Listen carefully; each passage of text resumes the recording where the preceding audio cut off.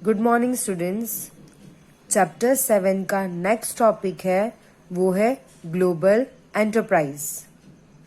Global enterprise क्या होता है?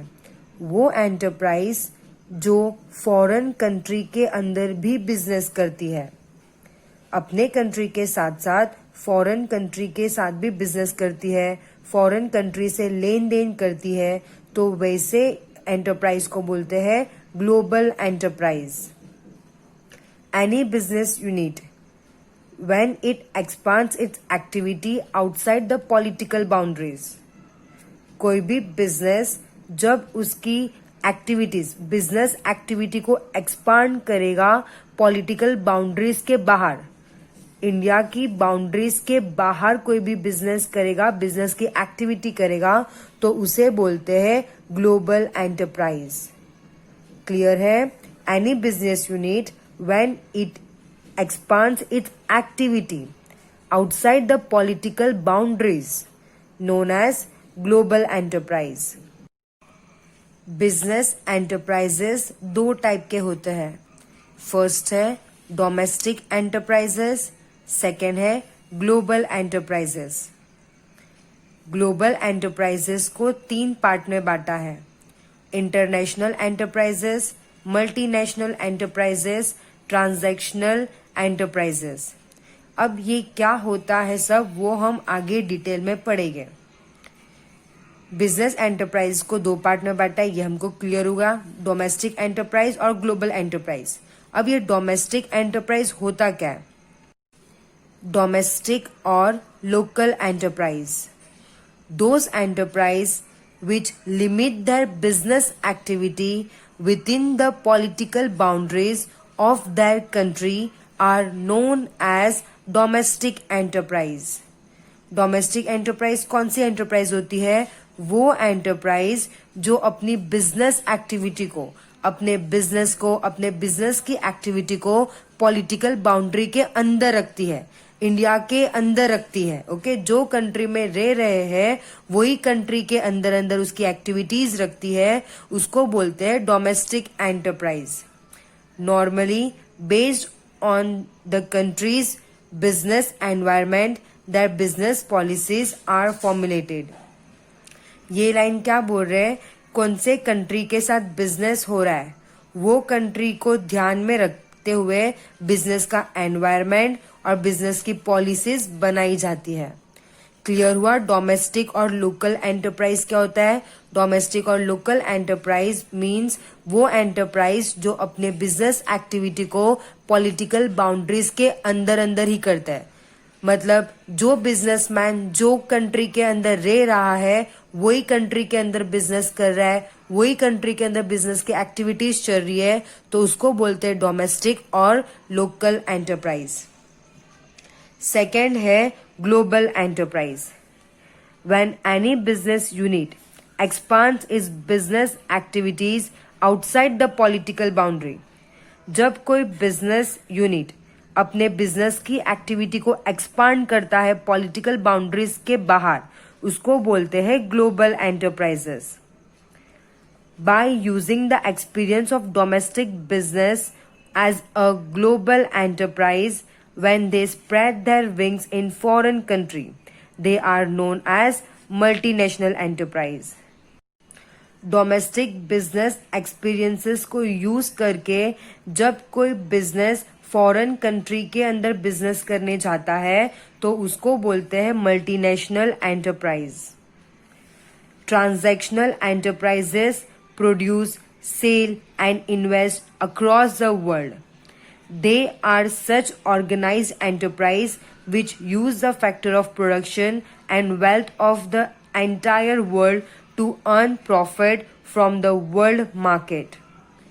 ये ऐसी एंटरप्राइज है जो सब कंट्री का इन्वेस्टमेंट लेके, सब कंट्री के प्रोडक्ट को साथ में लेके बिजनेस करता है।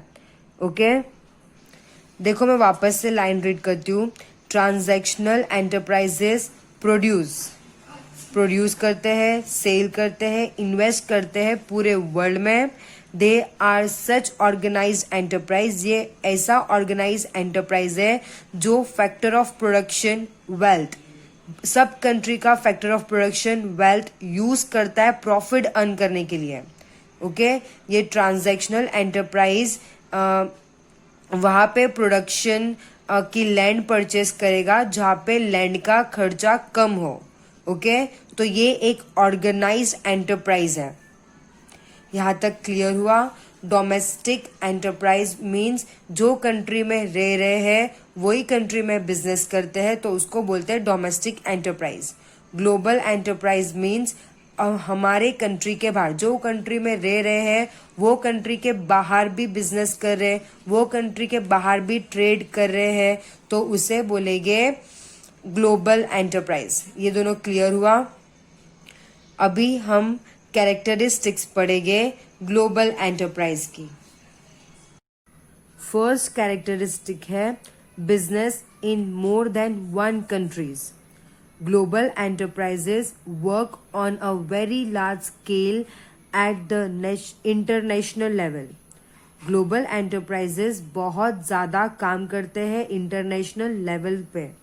They conduct business in different countries in a different way at a time. Global enterprise क्या करते हैं, डिफरेंट कंट्रीज के अंदर बिजनेस करते हैं, एक कंट्री से ज्यादा कंट्री के साथ बिजनेस करते हैं, अलग अलग तरीके से बिजनेस करते हैं और अलग टाइम पे बिजनेस करते हैं। सेकेंड है priority. Global enterprises give priority to regional aspect while making investment, production and distribution. Global enterprises priority किसको देता है, रीजनल एस्पेक्ट को प्रायोरिटी देता है। मतलब जो कंट्री के अंदर वो बिजनेस कर रहे हैं वहां का पूरे सिचुएशन को देख के प्रोडक्शन करना, पूरे सिचुएशन को देख के इन्वेस्टमेंट करना, डिस्ट्रीब्यूशन करना, मतलब जैसे तरीके की जगह वैसे तरीके के बिजनेस के रूल्स रेगुलेशन हर चीज। Okay, every country has different religion. हर कंट्री का डिफरेंट रिलीजन होता है, सोशल स्ट्रक्चर अलग होता है, economic and behavioural setup, and global enterprises take note of this and accordingly business enterprise are expanded. Clear हुआ। ये सब चीजों को ध्यान में रखे, उनके रिलीजन को, उनका सोशल स्ट्रक्चर, उनकी इकोनॉमी, उनके बिहेवियर, दूसरे कंट्री में क्या बिहेवियर चल रहा है उनका, सब कुछ ध्यान में रख के ही बिजनेस एंटरप्राइज को वो एक्सपांड करता है। ओके, तो ग्लोबल एंटरप्राइज की प्रायोरिटी क्या है, रीजनल एस्पेक्ट। थर्ड है size and sales.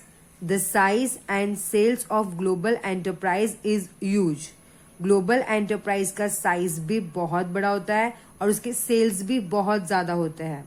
In most cases the national income of some small countries are much lower than the sale of this global enterprise.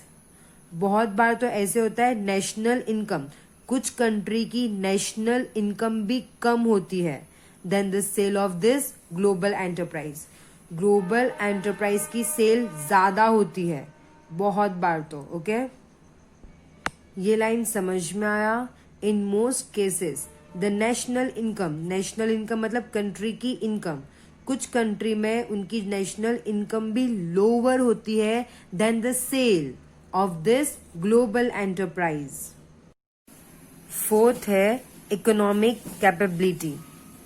Financially, global enterprise are very sound.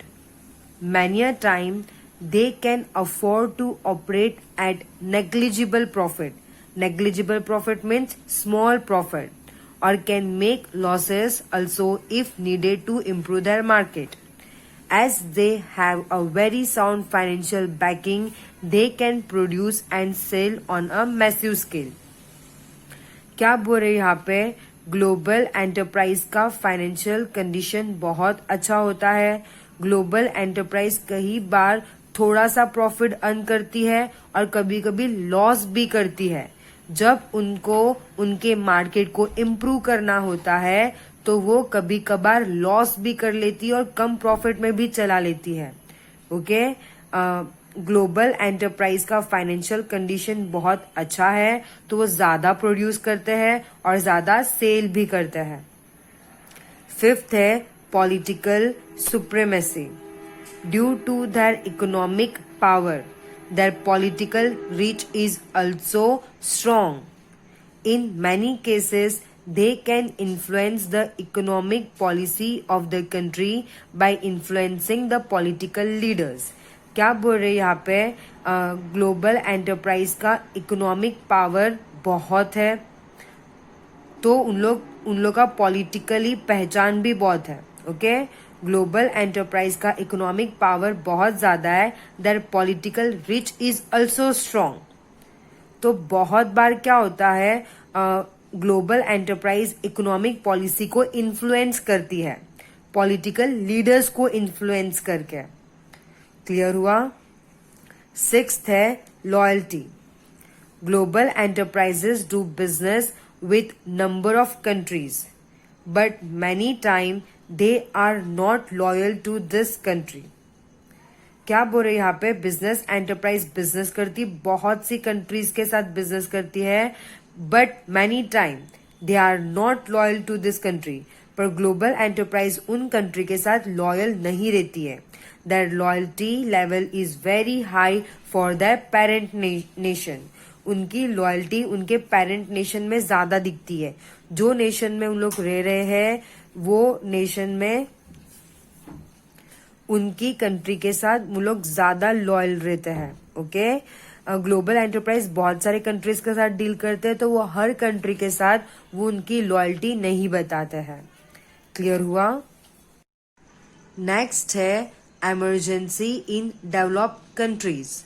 Global enterprises have predominantly emerged in economically developed countries, while they do business mostly in developing and underdeveloped countries of the world. क्या बोल रहा है ये caption? Global enterprise exist होती है developed country के अंदर, पर ग्लोबल एंटरप्राइज ज्यादा करके जो बिजनेस करती है वो डेवलपिंग और अंडर डेवलप्ड कंट्री के अंदर बिजनेस करती है. ओके, पर ये एस्टेब्लिश कहाँ पे होती है? डेवलप्ड कंट्री के अंदर एस्टेब्लिश होती है. और बिजनेस किसके साथ करती है? Developing and under developed countries के साथ करती है. ओके, नेक्स्ट है massive expenditure on research and development. बहुत ज्यादा एक्सपेंडिचर रिसर्च और डेवलपमेंट में. Global enterprises spend huge amount of money on R&D, research and development, and improve their knowledge. Global enterprise बहुत सारा पैसा स्पेंड करती है रिसर्च करने में और डेवलप करने में. ओके, रिसर्च और डेवलपमेंट से क्या होता है? नॉलेज इंक्रीज होता है. A huge amount from their income is used for research and development and to develop new product, service and modern technology constantly.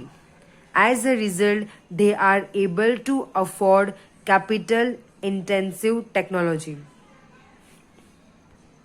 अपने इनकम में से बहुत ज्यादा पैसा स्पेंड करती है रिसर्च एंड डेवलपमेंट के लिए. रिसर्च और डेवलपमेंट से उनका नॉलेज इंक्रीज होगा और नॉलेज बढ़ने से उनको पता चलेगा कौन से टाइप का प्रोडक्ट बनाना चाहिए, कौन से टाइप की सर्विसेज देनी चाहिए, मॉडर्न टेक्नोलॉजी के बारे में ये सब चीजें पता रहती है. ओके, ये सब चीजें पता चलने लग जाती है तो बिजनेस करने का तरीका और बेटर होता रहता है. ओके, 9th है changes in the lifestyle. To develop their product and service, they bring change in the lifestyle of the people of home countries. And for that, global enterprise started from basic necessities. क्या बोल रहे हैं यहाँ पे? Global enterprise अपने product को develop करने के लिए, सर्विसेज को डेवलप करने के लिए चेंजेस लेके आता है. पीपल के लाइफस्टाइल में चेंजेस लेके आता है. उनकी जो कंट्री है, उनकी जो होम कंट्रीज है, उनके पीपल के लाइफस्टाइल में चेंजेस लेके आता है. ओके, और ये ग्लोबल एंटरप्राइज स्टार्ट कैसे करता है? उनके बेसिक नेसेसिटीज से स्टार्ट करता है. क्लियर है ये 9th caption? Change in the lifestyle मतलब ग्लोबल एंटरप्राइज अपने प्रोडक्ट और सर्विस को डेवलप करने के लिए उनके होम कंट्री के जो पीपल है उनकी लाइफस्टाइल को चेंज करता है।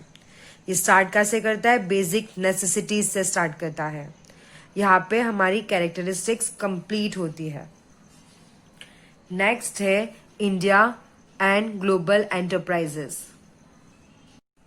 1991 के पहले ग्लोबल एंटरप्राइज की एंट्री बहुत स्लो हुआ करती थी। लिबरलाइजेशन का पॉलिसी एडॉप्ट करने के बाद ग्लोबल एंटरप्राइज की एंट्री और ग्लोबल एंटरप्राइज का एक्सपांशन बहुत फास्ट हो गया। ग्लोबल एंटरप्राइज को इंटरनेशनल कंपनीज भी बोला जाता है और मल्टीनेशनल कंपनीज भी बोला जाता है। दो तरीके होते हैं ग्लोबल एंटरप्राइज के। एक तो दूसरी कंट्री आके इंडिया के अंदर बिजनेस करे। Companies from other country came to do business in India. India के अंदर आके बिजनेस करे, तो इससे ग्लोबल एंटरप्राइज हो सकता है। और ऐसी बहुत सारी कंपनीज है जो बाहर की कंट्री, फॉरेन कंट्री से इंडिया के अंदर आके बिजनेस कर रही है।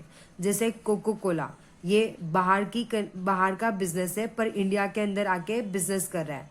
Pepsi, McDonald's, Nokia, Sony, General Motors etcetera, ये दूसरे कंट्री के बिजनेस अपने इंडिया के अंदर आके कर रहे, तो ये क्या हुआ? ग्लोबल एंटरप्राइज हुआ। रिसेंटली इंडिया की भी बहुत सी कंपनी है जो ट्राई कर रही है कि फॉरेन कंट्री के अंदर भी अपना बिजनेस चलाए। इंडिया की कंपनी मीन्स कौन सी? इन्फोसिस, रिलायंस, मारुति, विप्रो, ओएनजीसी, टाटा स्टील, एशियन पेंट एक्सेट्रा। ये सब कंट्री भी अपना बिजनेस स्प्रेड कर रही है दूसरे कंट्रीज के अंदर। ओके, पर ग्लोबल एंटरप्राइज के लिए बहुत सारा कैपिटल चाहिए होता है, गुड्स चाहिए होता है, मॉडर्न टेक्नोलॉजी चाहिए होती है। तो हर बिजनेस जो ग्लोबल एंटरप्राइज करना चाहता है, ग्लोबली बिजनेस करना चाहता है, उनको ये चीज़ों का ध्यान देना पड़ेगा कि बहुत कैपिटल, अच्छे गुड्स, मॉडर्न टेक्नोलॉजी, बहुत सारा नॉलेज, ये सब चीज़ होने के बाद ही ग्लोबल एंटरप्राइज ओपन कर सकते हैं, ग्लोबली बिजनेस कर सकते हैं। ओके, क्लियर हुआ? अगर कुछ समझ में नहीं आया होगा यहाँ तक तो आप लोग पूछ सकते हो। नेक्स्ट टॉपिक है joint venture. Meaning, a business unit with joint hands with the other unit for mutual benefits is known as joint venture. Joint venture क्या होता है? जब एक बिजनेस यूनिट हाथ मिला लेती है दूसरे बिजनेस से।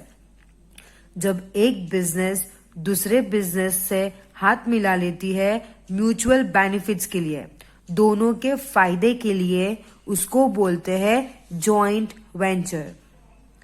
Such unit joining hand can be private, government owned और global enterprises. जो बिजनेस यूनिट एक साथ काम करना चाहती है, एक साथ हाथ मिला लेती है, वो प्राइवेट कंपनी भी हो सकती है, गवर्नमेंट की भी हो सकती है और ग्लोबल एंटरप्राइज भी हो सकती है। ये एंटरप्राइज सरवाइव करती है लॉन्गर पीरियड के लिए।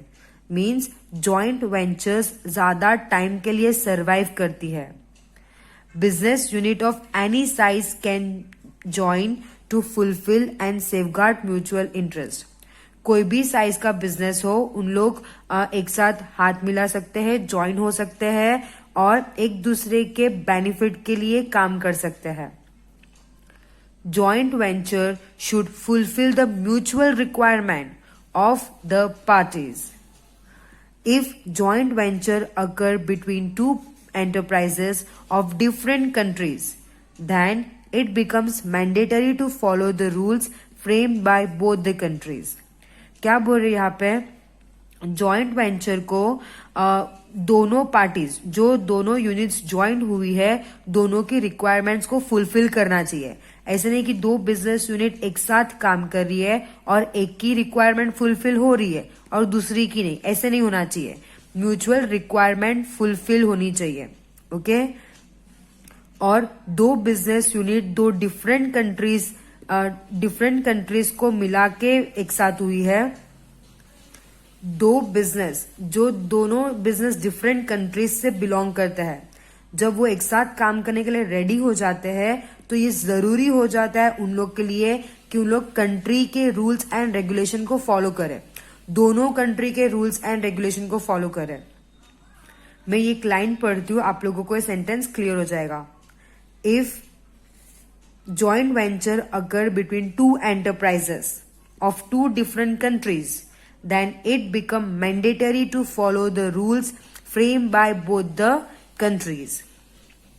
In joint venture, two business units utilize the resource to the best of their activities by using their expertise and bear the business risk and divide the profit amicably.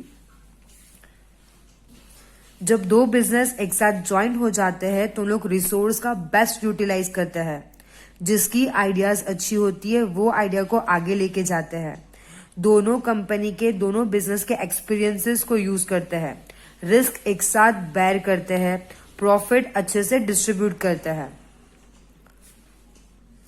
The main objectives of creating joint venture are expansion of business, development of new product, creation and expansion of new market.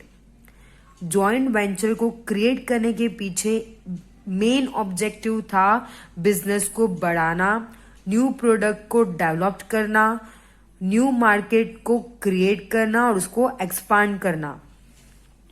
Recently number of industrial unit have created joint venture with other industrial units.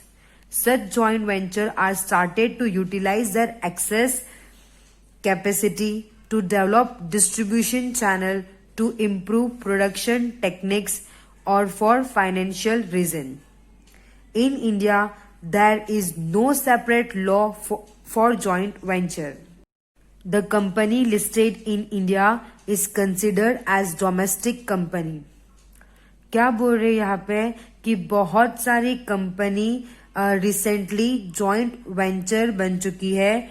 Joint venture क्यों start हुआ? क्योंकि उन लोग utilise कर सके resources का, एक दूसरे की कैपेसिटी को यूज कर सके। ओके फाइनेंशियल रीजन के वजह से जॉइंट वेंचर क्रिएट होने लगा। इंडिया में जॉइंट वेंचर के लिए कोई सेपरेट लॉ नहीं है।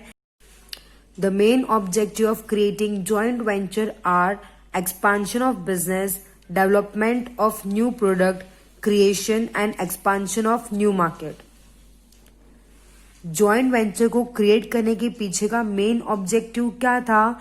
तो बिजनेस को एक्सपांड करना, न्यू प्रोडक्ट को डेवलप करना, न्यू मार्केट को क्रिएट करना और उसको एक्सपांड करना।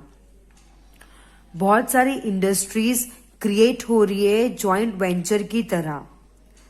Such joint venture are started to utilize their excess capacity to develop distribution channel, to improve production techniques or for financial reason. Joint venture क्यों start हुआ? क्योंकि वो एक दूसरे की कैपेसिटी को यूज कर सके, डिस्ट्रीब्यूशन चैनल को डेवलप कर सके, टेक्निक्स में इम्प्रूवमेंट ला सके और अगर फाइनेंशियल नीड थी तो वो एक दूसरे से कंप्लीट कर सके। ओके इंडिया के अंदर कोई सेपरेट लॉ नहीं है जॉइंट वेंचर का। The company listed in India is considered as domestic company. वो कंपनी जो इंडिया के अंदर रजिस्टर्ड है उसको बोलते हैं domestic company. Number of joint venture are operating successfully in India at present. Those global enterprises which want to have partnership or those non-resident Indians who want to invest in Indian industries should have government approval.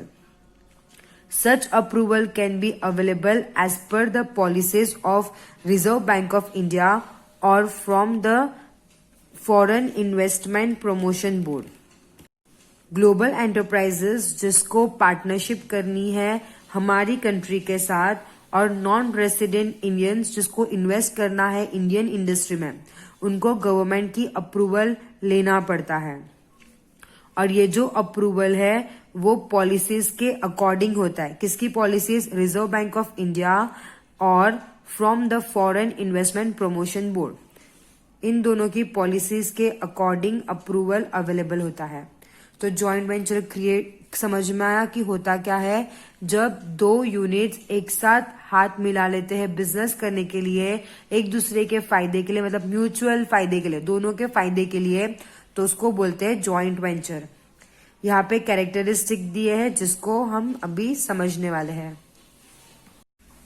First characteristic है profitable for both parties. Joint venture proves to be beneficial for both parties.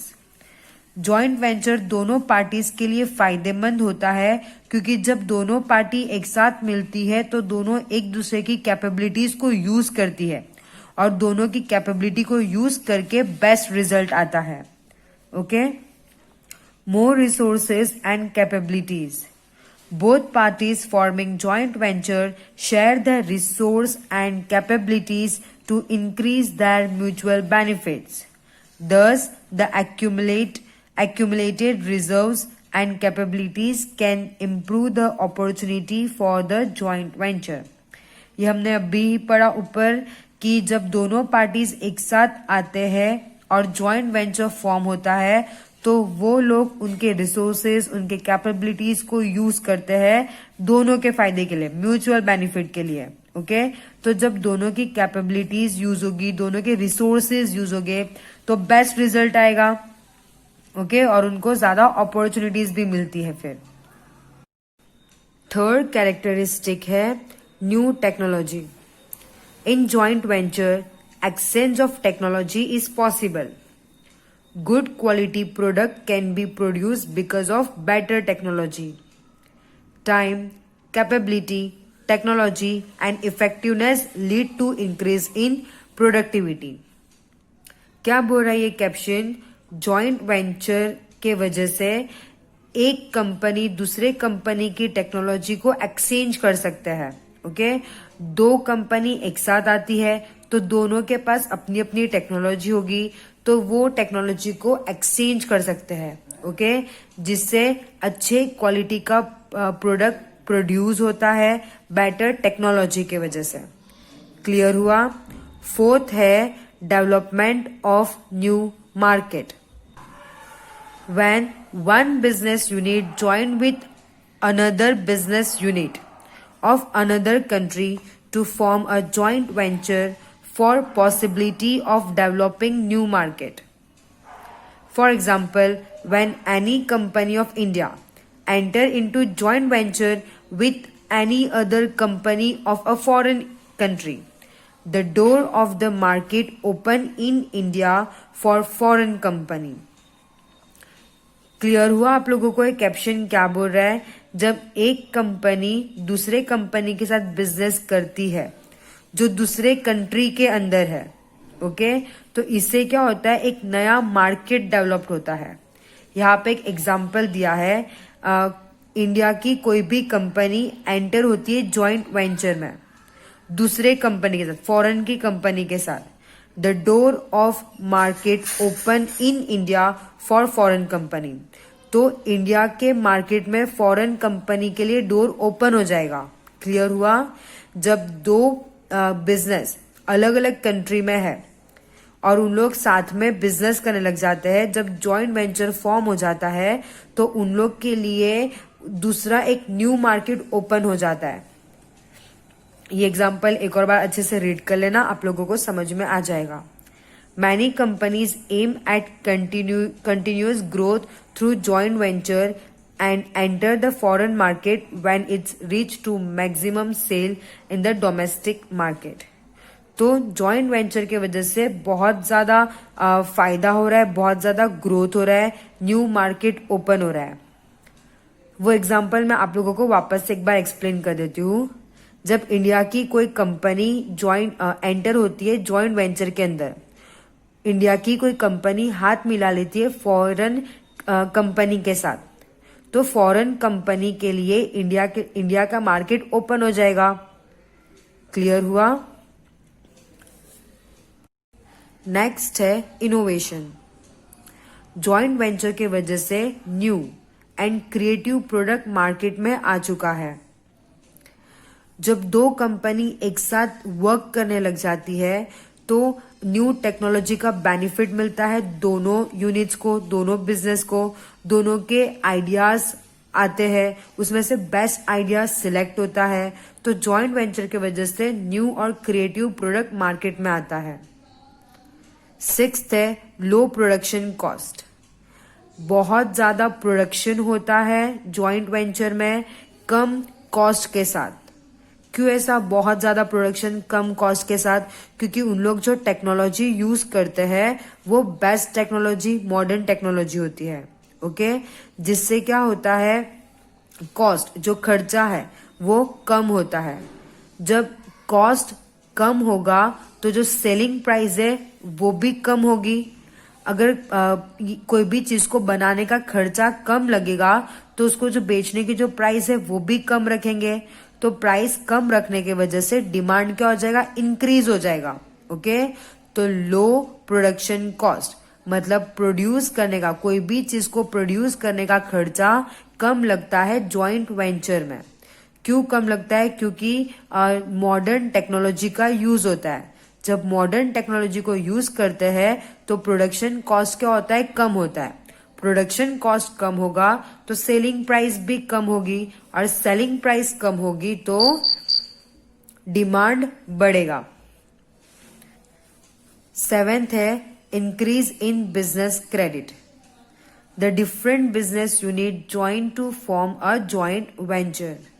That individual business capability lead to a greater business credit to the joint venture. Sometime a joint venture foreign company can allow an Indian partner to use its brand name. Joint venture के वजह से बहुत बार ऐसा भी होता है कि कोई बड़ी कंपनी या कोई फॉरेन कंपनी उनका ब्रांड नेम यूज करने दे दे। ओके, तो ये भी एक कैरेक्टरिस्टिक है जॉइंट वेंचर की। क्लियर हुआ? अगर यहाँ तक कुछ भी समझ में नहीं आया होगा तो आप लोग पूछ लेना। ओके, नेक्स्ट टॉपिक है public private partnership, PPP, public private partnership. Public private partnership ये एक न्यू अरेंजमेंट है और ये टाइम की रिक्वायरमेंट थी। 1991 में गवर्नमेंट ने एक्सेप्ट किया ग्लोबलाइजेशन, और ये ग्लोबलाइजेशन के वजह से इंडिया के पास वो प्रोडक्ट भी अवेलेबल होने लगे जो पहले नहीं हुआ करते थे। कंट्री को बेस्ट इंफ्रास्ट्रक्चर फैसिलिटीज की जरूरत थी, बेस्ट इंफ्रास्ट्रक्चर की जरूरत थी, और इंफ्रास्ट्रक्चर के लिए बहुत ज्यादा इन्वेस्टमेंट चाहिए था। जैसे कि अगर एयर सर्विसेज है तो एयरपोर्ट होना जरूरी था, न्यू और मॉडर्न कार है तो अच्छा रोड होना जरूरी है। तो कंट्री के पास इंफ्रास्ट्रक्चर होना, बेस्ट इंफ्रास्ट्रक्चर होना जरूरी था, और वो इंफ्रास्ट्रक्चर के लिए बहुत इन्वेस्टमेंट चाहिए था। ओके, तो गवर्नमेंट के लिए इतना पॉसिबल नहीं था इन्वेस्ट करना। प्राइवेट सेक्टर कैपेबल थी ज्यादा इन्वेस्ट करने के लिए, प्राइवेट सेक्टर इन्वेस्ट कर सकती थी बहुत ज्यादा, पर ये डेंजरस था पूरा की पूरा प्राइवेट सेक्टर को हैंडओवर करना। ओके, देखो गवर्नमेंट इतना ज्यादा इन्वेस्टमेंट नहीं कर सकती थी, पर प्राइवेट सेक्टर बहुत इन्वेस्टमेंट कर सकती है, पर पूरा की पूरा काम प्राइवेट सेक्टर को देना बहुत डेंजरस था मोनोपोली के डर से। मतलब कि प्राइवेट सेक्टर को ही पूरा अथॉरिटी देना, उसको ही पूरा पावर देना, ऐसा हो जाता ना। मोनोपोली मतलब जहां पे सिर्फ एक ही सेलर हो। तो मोनोपोली के डर से ये बहुत रिस्की था कि पूरा की पूरा प्राइवेट सेक्टर को हैंडओवर किया जाए। ओके, तो ये सब लिमिटेशंस के वजह से, इन सब के वजह से ये एक न्यू अरेंजमेंट इंट्रोड्यूस हुई जहां पे दोनों की पार्टनरशिप हो। गवर्नमेंट क्या करेगा, लैंड देगा, जमीन देगा। ओके, और प्राइवेट सेक्टर क्या करेगी, उस पर इन्वेस्ट करेगी। गवर्नमेंट लैंड देगा इंफ्रास्ट्रक्चर को डेवलप करने के लिए और प्राइवेट सेक्टर उस पर इन्वेस्ट करेगी और उससे फीस कलेक्ट करेगी। जो भी सर्विसेज यूज कर रहा है उससे फीस कलेक्ट करेगा प्राइवेट सेक्टर। ओके, कितने टाइम के लिए करेगा और उसका पूरा मेंटेनेंस प्राइवेट सेक्टर के हाथ में है, उसकी रिस्पॉन्सिबिलिटी प्राइवेट सेक्टर के हाथ में है। आफ्टर अ डिस्क्राइब ड्यूरेशन, वो टाइम पीरियड खत्म होने के बाद प्राइवेट सेक्टर हैंड ओवर करेगा वो इंफ्रास्ट्रक्चर गवर्नमेंट को। ओके, प्राइवेट सेक्टर के पास कुछ ड्यूरेशन के लिए ही वो रिस्पॉन्सिबिलिटी होगी। वो ड्यूरेशन कंप्लीट होने के बाद प्राइवेट सेक्टर हैंड ओवर कर देगा गवर्नमेंट को और पूरी रिस्पॉन्सिबिलिटी मेंटेनेंस गवर्नमेंट के हाथ में चले जाएगा। पीपीपी का एग्जाम्पल है Ahmedabad Vadodara express highway. Clear हुआ ये? नेक्स्ट है public utility. There is a continuous increase in the requirement of basic infrastructure with the growth of village and cities. Basic infrastructure की रिक्वायरमेंट कंटिन्यूसली बढ़ रही है क्योंकि विलेज और सिटीज बढ़ रहे हैं। मॉडर्न सिविलाइज्ड सोसाइटी के अंदर सर्विसेज और यूटिलिटी का होना जरूरी है। सर्विसेज और यूटिलिटी कंटिन्यूसली प्रोवाइड करते जा रहे हैं, उसे बोलते हैं public utility services. Public utility unit ये सर्विसेज प्रोवाइड करता है। कौन प्रोवाइड करता है? पब्लिक यूटिलिटी यूनिट ये सर्विसेज प्रोवाइड करता है, जैसे water supply, electricity, transportation, communication facilities, gas, sewerage etcetera. ये सब सर्विसेज प्रोवाइड करता है पब्लिक यूटिलिटी यूनिट। अगर कोई भी चीज की क्वालिटी खराब हो तो ये पब्लिक की लाइफ को अफेक्ट करता है, इसीलिए इसका पूरा कंट्रोल गवर्नमेंट के हाथ में दिया है। ओके, अगर इन फैसिलिटीज में से कुछ भी चीज की क्वालिटी खराब हो तो वो पब्लिक के लाइफ को अफेक्ट करता है, तो इसीलिए इसका जो कंट्रोल है वो गवर्नमेंट के हाथ में दिया है। Public utility services are available to every citizen regularly. हर सिटीजन के पास अवेलेबल है, रेगुलरली अवेलेबल है।